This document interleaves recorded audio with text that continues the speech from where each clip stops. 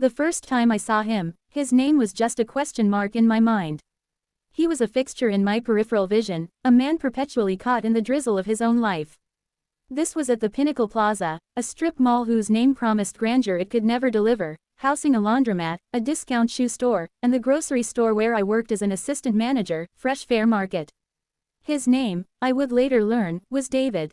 But for weeks, he was just the struggling guy. He'd come in every Tuesday and Friday evening, right around 7 p.m., when the post-work rush had died down and the store was quiet, humming with the melancholic tune of fluorescent lights. He never had a cart, just a small, worn-looking hand basket. And his ritual was always the same.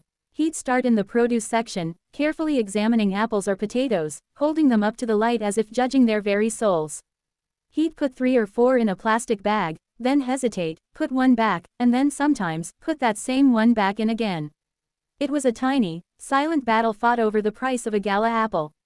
He'd move to the pasta aisle, his shoulders perpetually hunched, his posture a white flag to the world. He always bought the store brand spaghetti, the one in the plain blue box that was 30 cents cheaper than the name brands. Then, it was a single jar of the no-name marinara sauce. His final stop was the dairy aisle for a half-gallon of the cheapest milk available. I'm Mark, by the way. At 28, I considered myself reasonably successful. I had my own apartment, a reliable car, and a job that, while not my passion, paid the bills and offered a semblance of stability. I'd been raised with a strong sense of community, the kind my mom preached by always taking a casserole to a grieving family or mowing our elderly neighbor's lawn without being asked. Watching David week after week, that same instinct began to itch at me. It was more than just frugality, it was a deep, resonant struggle that echoed in the slow, deliberate way he moved, in the tired set of his jaw, in the faint sheen of worry on his forehead, even in the store's aggressive air conditioning. One Friday, I was at the checkout, helping our new cashier, Chloe, with a price check. David was in her lane. He placed his meager groceries on the conveyor belt, the single apple, the blue box spaghetti, the jar of sauce, the milk. He then pulled out a worn leather wallet, its seams stretched and pale. He extracted a $20 bill, then began counting out the remaining amount in a mix of crumpled ones and coins. He was short. He was 37 cents short. His face flushed a deep, painful red. I'm sorry, he stammered, his voice softer and higher than I'd imagined. I must have miscalculated. I can put the apple back. It was just an apple. But in that moment, it was the cornerstone of his entire grocery order. Chloe, bless her heart, was flustered. Okay, sir, let me void that. Don't worry about it, I said, my voice cutting through the awkward silence with a cheerfulness that felt forced even to me.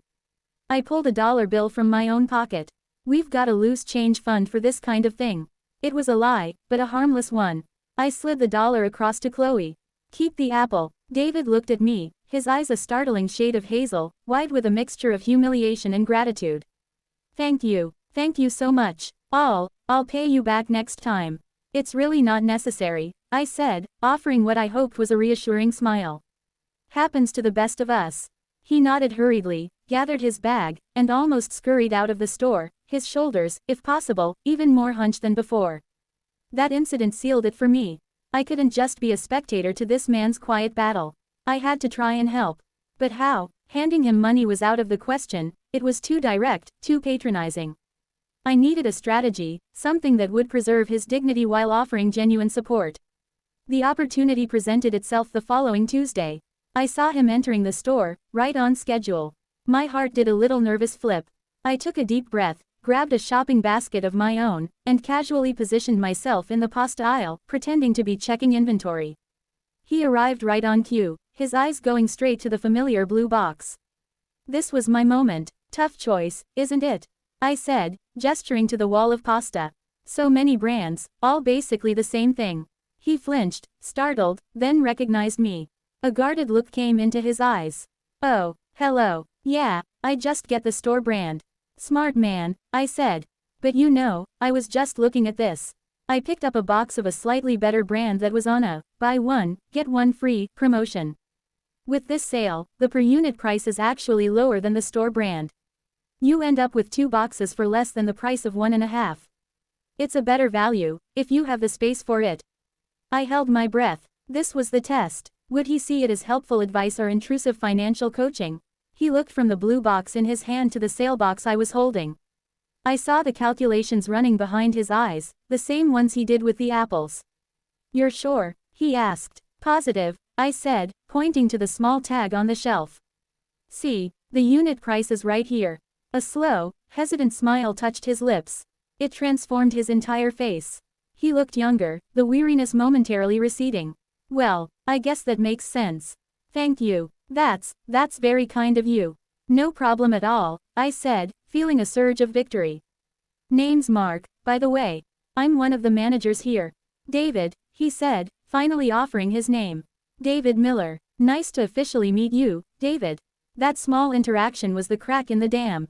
The next time he came in, I was ready. I'd done my homework, scouring the weekly circular for the best deals. I bumped into him in the canned goods aisle. "David, hey, perfect timing. They're doing a crazy sale on this chili.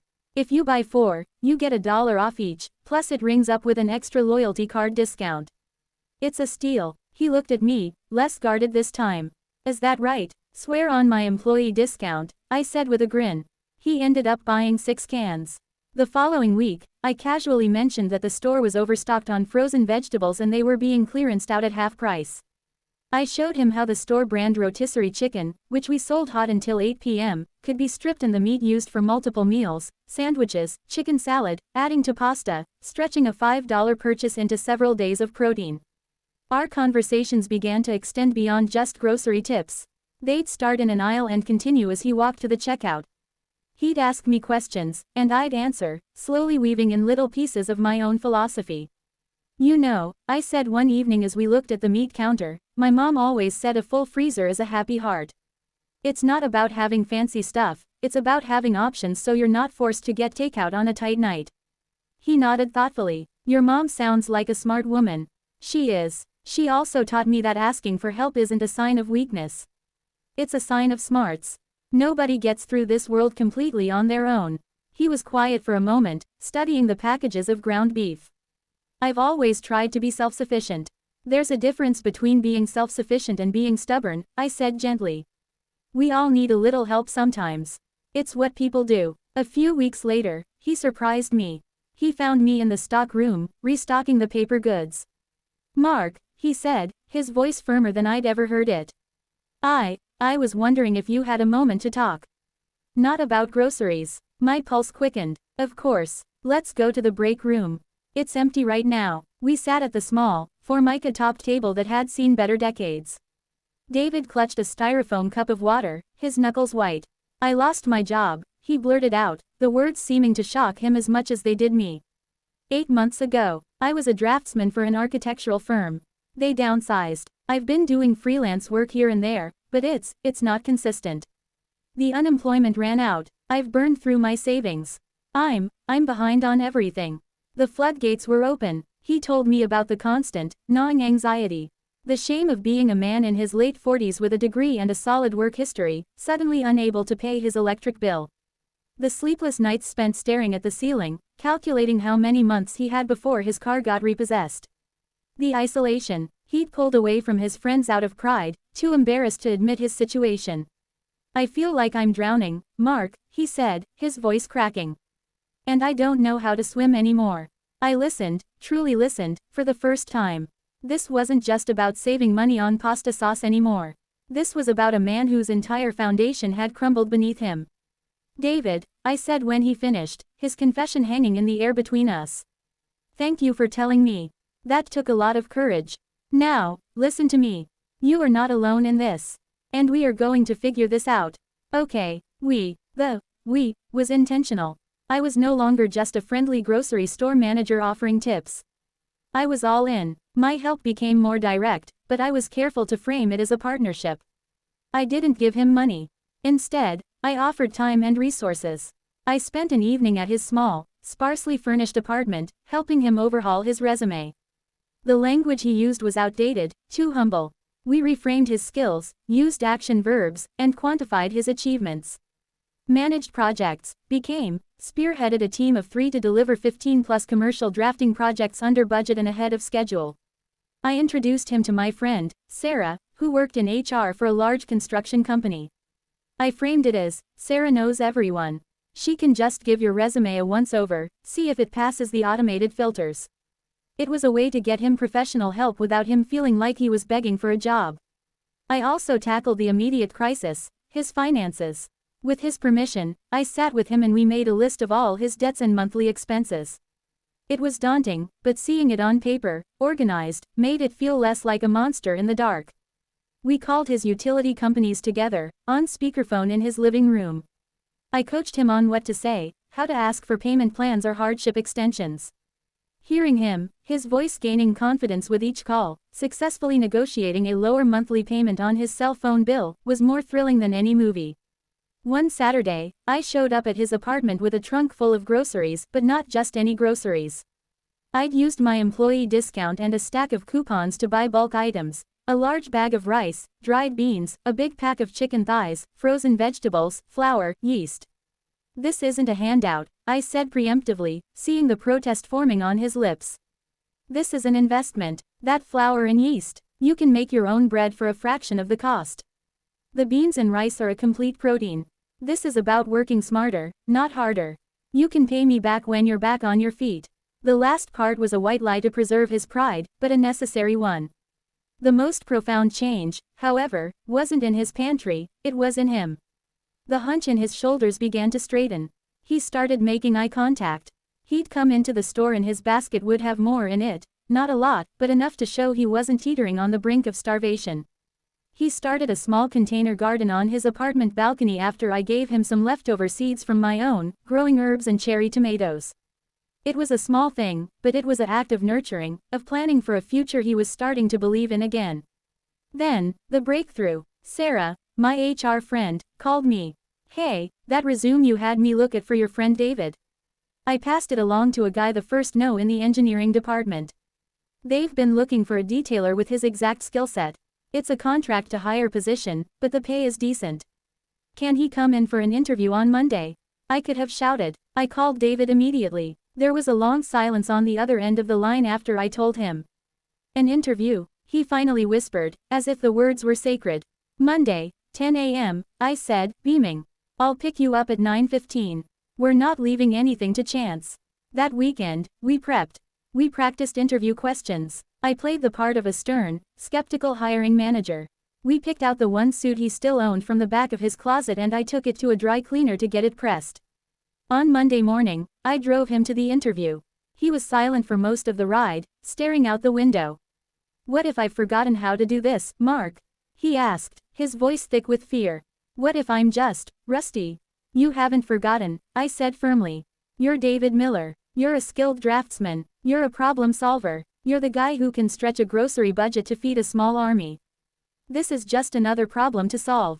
Go in there and show them who you are. I dropped him off at the front door. I'll be right here when you're done, I said. An hour and a half later, he walked out of the building. He wasn't scurrying. He was walking with a purpose, his head held high. He got into the car, closed the door, and looked at me. And then he smiled, a real, full, unburdened smile that reached his eyes. They offered me the job, he said, his voice steady. On the spot, they said my portfolio was one of the best they'd seen. I let out a whoop and clapped him on the shoulder. We went to a diner to celebrate, and he ate a full breakfast, eggs, bacon, toast, coffee, and I don't think I'd ever seen anyone savor a meal so much. David's life didn't transform overnight into a fairy tale. The contract job was a foot in the door, and it was hard work. But it was a paycheck. A steady, reliable paycheck. He went from contract to a full-time position with benefits in 3 months. Slowly, steadily, he dug himself out. He caught up on his rent, paid down his credit cards, and even started a small emergency fund. About 6 months after he got the full-time job, he came into the fresh fare market. It was a Tuesday evening, just like old times. But he was different. He stood straight. He had a shopping cart, and it wasn't empty. He had real groceries in there. Fresh fish, asparagus, a bottle of olive oil that wasn't the cheapest one, a bag of coffee beans. He found me near the dairy section. Mark, he said. David, how's it going? He didn't answer directly. Instead, he reached into his wallet and pulled out a crisp $100 bill. He held it out to me. What's this for? I asked, confused. It's for the groceries. The resume help. The phone calls. The suit pressing. Everything. His hazel eyes were clear and direct. I know you said not to pay you back. But I need to. For me. I understood. This wasn't about the money. This was about closure. This was about him standing on his own 2 feet as an equal and squaring a debt, not out of obligation but out of strength. I took the bill. Thank you, David. He nodded, a look of profound satisfaction on his face. No, he said. Thank you. You saw me struggling, and you tried to help. But you did more than try. You taught me how to help myself. We still talk. He's doing great. He's even started dating again. Sometimes, he'll still ask me for a grocery tip, but now it's just friend to friend. This whole experience taught me a powerful lesson about what help really means. It's not a handout. It's not about being a savior. It's about seeing someone in the trenches, not throwing them a rope and pulling, but climbing down into the trench with them and showing them where the footholds are. It's about patience, and respect, and preserving a person's dignity above all else. It's about the power of a single, genuine, we're going to figure this out. Because everyone is fighting a battle you know nothing about. And sometimes, the most powerful thing you can do is not just notice, but carefully, kindly, and with immense respect, offer them a better map.